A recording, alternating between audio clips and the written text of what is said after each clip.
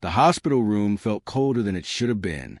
Not the kind of cold that came from air conditioning, but the kind that seeped into bones, the kind that made hope feel distant and fragile. George Thompson stood frozen beside a metal table, his fingers wrapped tightly around a pen that felt heavier than anything he had ever held in his life. In front of him lay a document, pages of legal language that blurred together, though he knew exactly what it meant. One signature. That was all it would take. One signature, and he would give up a part of himself, his kidney, in exchange for money. Enough money to save his daughter. Behind the glass partition, machines hummed in a steady rhythm. Tubes, wires, monitors, each one keeping a small, fragile life tethered to this world. Emma, his 7-year-old daughter, lay still on the hospital bed, her tiny body dwarfed by the equipment surrounding her. Her skin was pale, almost translucent, and every breath she took looked like effort. Each beep of the monitor was a countdown. Each second, a reminder that time was running out. "Mr. Thompson," the doctor said gently, though there was urgency beneath the calm tone, "we don't have much time. If you want to secure the transplant slot, you need to sign now." George swallowed hard. His hand trembled. 6 months ago, his life had been simple. Hard, but manageable. He had worked long hours, sure. Lived in a rundown apartment, yes. But Emma had laughed. She had run through the narrow hallway with crayons in her hands, leaving colorful streaks on walls he never had the heart to clean. She had been alive. Then came the diagnosis. Progressive kidney failure. The words had hit like a freight train, shattering everything in an instant. There had been no warning, no gradual lead-up, just a sterile office, a doctor speaking in calm, clinical tones, and a future collapsing in front of him. She needed a transplant. Without it, she wouldn't survive. At first, George believed he could handle it. He had always handled things. Life had never been kind, but he had endured. After his wife, Sarah, died in a car accident 5 years earlier, he had learned what it meant to survive pain, to wake up every day with a weight on his chest, and keep moving anyway. But this was different, because this time, it wasn't his life on the line. It was Emma's. The cost started small: consultations, tests, medications. Numbers that seemed manageable if he worked a little harder. So he did. He took extra shifts. Then another job. Then another. Days blurred into nights. He drove delivery trucks across the city from sunrise to sunset, his back aching, his hands stiff from gripping the wheel for hours. At night, he worked at the very hospital where Emma was admitted, washing dishes, cleaning floors, doing anything that brought in a paycheck. Sleep became optional. Food became secondary. Pain became irrelevant. Nothing mattered except keeping Emma alive. But the bills didn't stop. They grew and grew until they became something impossible. The insurance company, after years of him paying faithfully, rejected his claim. A pre-existing condition, they said, a clause buried in fine print, a polite way of saying, "You're on your own." By the 3rd month, he was drowning in debt. By the 5th, he was suffocating. Loans, pawn shops, borrowed money, threats from people who didn't care about his reasons, only their repayments. And now, this, his last option, his body. George looked down at the contract again, his vision blurred. "Daddy," the soft voice cut through everything. He turned. Emma's eyes were half open, weak but searching for him. "Don't leave me," she whispered. His chest tightened painfully. He stepped closer, brushing a strand of auburn hair from her forehead. She looked so much like Sarah it hurt. Same eyes, same quiet strength. "I'm not going anywhere," he said, forcing steadiness into his voice. "I promise."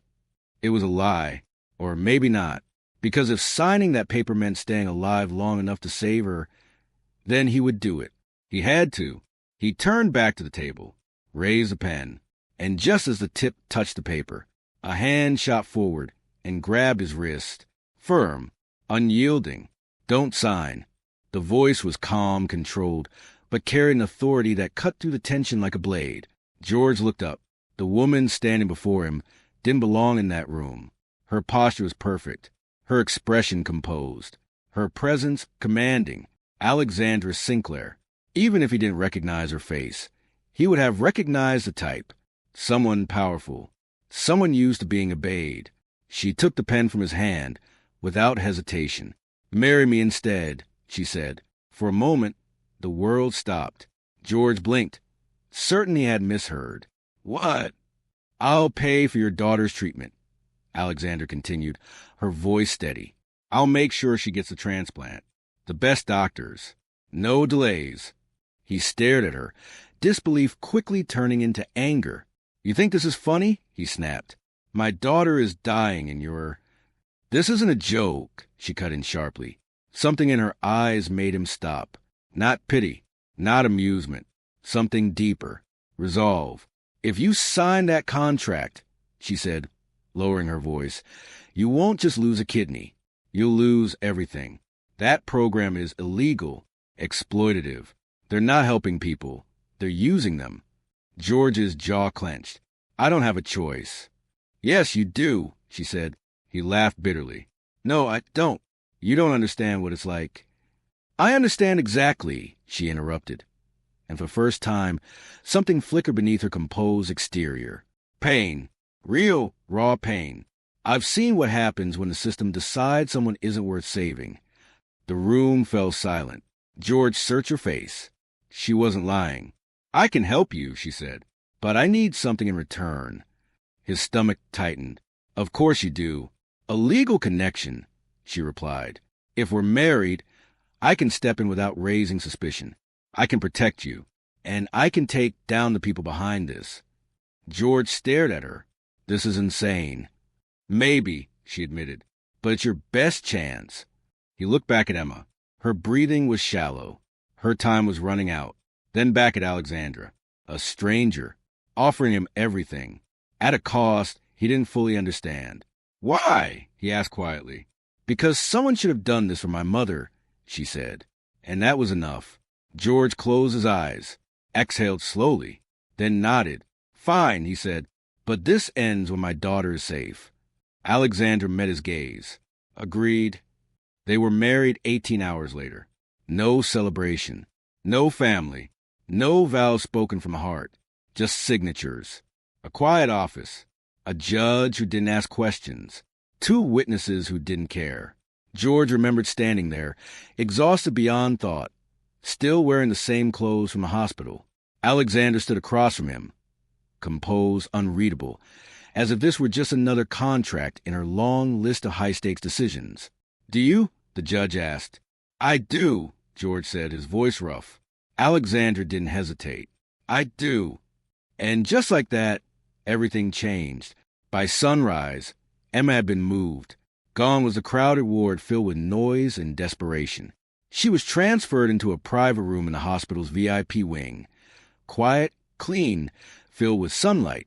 A new team of specialists took over immediately. Their movements were efficient, confident. There were no delays, no paperwork, issues, no hesitation. Money, or rather power, had removed every obstacle overnight. The transplant was scheduled within days. George should have felt relief. Instead, he felt unsettled. He sat beside Emma's bed, watching her sleep, trying to process everything. He had traded one impossible decision for another, signed himself into a life he didn't understand, tied to a woman he barely knew. Yet when Alexander entered the room later that day, reviewing charts and speaking quietly with doctors, something about her presence steadied him. She wasn't distant. She was focused. Every question she asked was precise. Every decision immediate. She wasn't doing this halfway. She was all in. But they weren't the only ones paying attention. Within hours, the people behind the so-called donation program realized something had gone wrong. Their asset, George, was gone. The contract unsigned. The money lost. And people like that didn't just walk away. The first sign came that evening. A man lingered too long near the parking structure, watching George as he stepped outside for air. Cold eyes. Still posture. A warning. The next day, the call started. Unknown numbers. Silence on the other end. Then whispers. "You should have signed. You don't know what you've done." George didn't tell Emma. He didn't want her to see fear in his eyes. But Alexandra knew. She always knew. "They'll push harder," she said calmly when he told her. "Which means we're close to exposing them." You sound like that's a good thing. It is, she replied, but it also means we need to move faster. 3 days later, everything nearly fell apart. Emma's test results came back incorrect. A delay was ordered, paperwork issues, consent discrepancies. George felt the ground drop beneath him. No, he said, his voice shaking.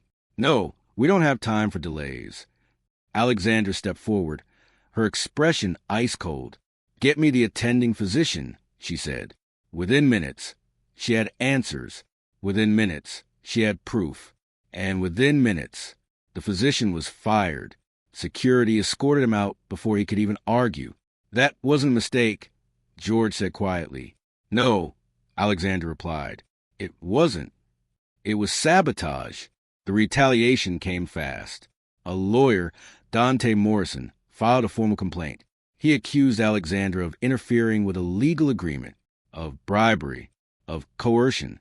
There was video, documents, evidence, all fabricated, but convincing. The media exploded. Headlines painted Alexandra as a villain, a corrupt CEO manipulating a desperate father. George watched it unfold on a small TV in the hospital room, his stomach twisting. This was because of him. Everything she had built, her reputation, her company, was being torn apart. I'll fix it, he said suddenly.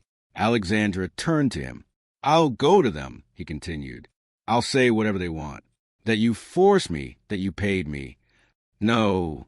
Her voice was sharp, final. If you do that, she said, stepping closer, they win. They're already winning, he snapped. Look at what they're doing to you. I don't care about that. I do. The words echoed louder than he intended. Silence followed. Heavy, real. George ran a hand through his hair, his voice breaking. I can't lose another person because of me. The room stilled. Another person. The words hung between them, and something shifted. Alexandra's expression softened, just slightly. You're not losing me, she said quietly. Not if we fight this the right way. He looked at her, really looked, past the strength, past the control. There was fear there, but also determination. Then tell me what to do, he said. The plan was risky, dangerous, but it was their only shot. A meeting, a trap. Alexandra would meet Dante Morrison, pretending to negotiate, to surrender. She would wear a wire. George would stay nearby, ready to act. But the moment she stepped into the empty parking garage, she knew something was wrong. Too quiet, too still. Dante wasn't alone, and he wasn't negotiating. He was threatening everything. Her career, George's custody of Emma, Emma's future. It wasn't just business. It was personal. They had crossed a line. And now they were paying for it. Then the wire was discovered, ripped away, the advantage gone. And for the first time, Alexandra felt real danger closing in. Then the doors burst open. Let her go. George, breathless, desperate, but not unprepared. He held up his phone. Streaming, live, everything. Dante's threats, his admissions, all of it being sent out. Law enforcement, media, everyone. Panic flickered across Dante's face. Too late. Within minutes, sirens filled the air. Police, federal agents, chaos, arrests. The entire operation collapsed faster than anyone expected. Years of corruption, exposed in a single night. 3 days later, Emma went into surgery. 9 hours. 9 endless hours. George paced. Saturday. Stood again. Couldn't breathe. Couldn't think. Alexandra stayed beside him the entire time. Silent. Steady. Present. And when the surgeon finally walked out, smiling, George's world stopped. She's going to be okay. That was all he needed. He broke. Completely. And Alexandra caught him as he fell apart, holding him as months of fear finally released. Emma woke the next morning. Weak, but alive. Daddy, she whispered. George leaned in, tears in his eyes. I'm here. Her gaze shifted to Alexandra. Who's that? George hesitated, but Alexandra stepped forward gently. I'm Alex, she said softly. Emma studied her, then smiled faintly. "Thank you," and reached for her hand. That moment, simple, quiet, changed everything. Weeks passed. Emma recovered, stronger every day. And the life George had known no longer fit. The old apartment, the fear, the desperation, it all felt distant. Alexandra offered them a place to stay. Temporary, she said, but nothing about it felt temporary anymore. One night, after Emma had fallen asleep, George found Alexandra in her study. Papers spread across the desk. "Divorce?" he asked. She looked up. "I was going to ask you the same thing." George stepped closer. "I don't think this feels like a contract anymore." She held his gaze. "It doesn't." Silence. Then let's not end it," he said. "No conditions. No strategy. Just truth." Alexandra stood slowly, walked toward him, and for the first time, she didn't hesitate. "I want that," she whispered. 6 months later, they stood together in front of cameras. Not for a scandal, not for damage control, but for something new, a foundation, built to help families like theirs. Transparent, honest, fair. Emma stood between them, holding both their hands. A reporter asked a question everyone wanted to know. "Was your marriage real?" Alexandra glanced at George, then smiled. "It started as strategy," she said, "but it became something else." Emma tugged her sleeve. "Can I say something?" A microphone lowered. "My dad was going to give me his kidney," Emma said softly. "But Alex gave us something better." She squeezed their hands. A family. Years later, that truth never changed. Emma grew, healthy, bright, full of life. George built a future helping others navigate the system that had almost destroyed him. And Alexandra, she finally found something she had never been able to build with power alone. A home, a real one. One quiet morning, as the sun rose and the world felt still, George looked at her and asked, "Do you ever regret it?" She smiled. "Only that I didn't do it sooner." He laughed softly and pulled her closer. Inside, Emma called out for breakfast. And just like that, life went on. Not perfect, but real, and that was more than enough.